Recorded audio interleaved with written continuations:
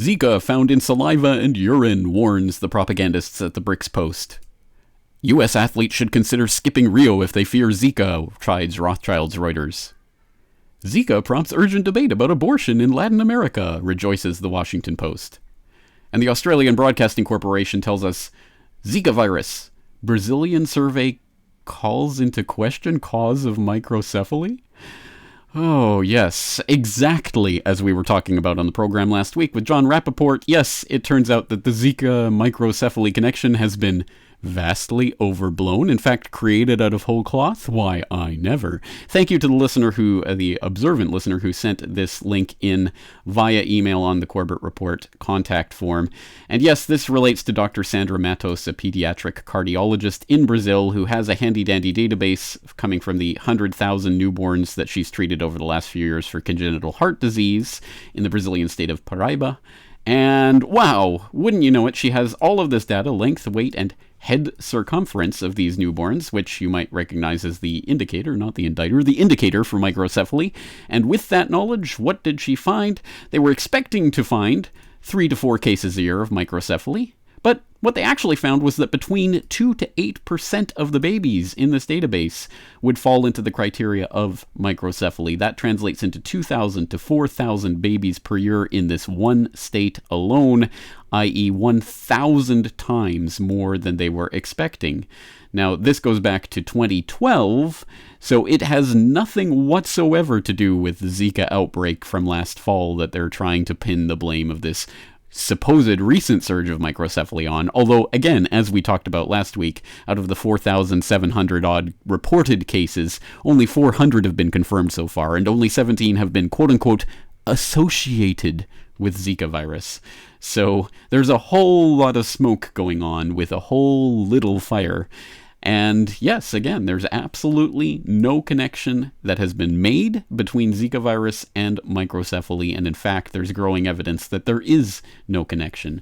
And for more elaboration on this, I will once again direct you to John Rappoport's blog. You might have seen his latest post, Who Launched the Fake Epidemic story in Brazil, talking about the World Health Organization. He does a good job of breaking down their actual press release on their emergency committee meeting that they held late last month, and he goes through it and deciphers the wording, the associated with. Zika has been associated with a steep increase in the birth of babies with abnormally small heads, although an actual connection has not been established, but close enough. And they go on, of course, to laud themselves and their various offices around Latin America and around the world for keeping such great control over the situation and blah, blah, blah. So, yes, the WHO only has the hammer of being able to declare a pandemic, and lo and behold, every time that there's any chance for them to do so, whether it's swine flu or Ebola or now Zika, they will do so, and they will come down with their hammer on mosquitoes. So we've seen, of course, the Brazilian army going to house in their valiant fight against these mosquitoes. And the WHO, of course, declaring its public health emergency of international concern, which activates all of the medical martial law apparatus, which they can or don't have to use in any given event, and which could go all the way up to escalation, all the way into the realm of NATO boots on the ground in whatever country they deem fit. I don't think that's going to happen this time, but it is part of what they can actually do with the PHEIC, as we documented last year in our open source investigation on Ebola. And now the next shoe is dropping. We have the CDC now activating their highest emergency operations level. That's level 1 emergency in the wake of this spread of Zika virus. It might be reaching the United States. Oh no, and you might come down with some sniffles and maybe a rash for 2 to 7 days, and it will go away naturally because there's no way to treat it, because it's like the common cold. But there you go. I mean, this is what people are freaking out about because the media is telling them to. And so, of course, as a logical extension, Obama is now asking Congress for emergency funding to combat Zika. How much funding?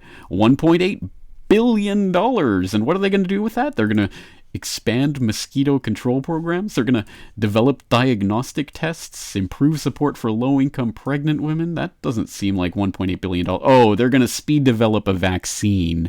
Ping pong, ching ching, there it is. All that money going injected right into the arm of Big Pharma. Surprise, surprise. So, yes, this is playing out exactly as predicted.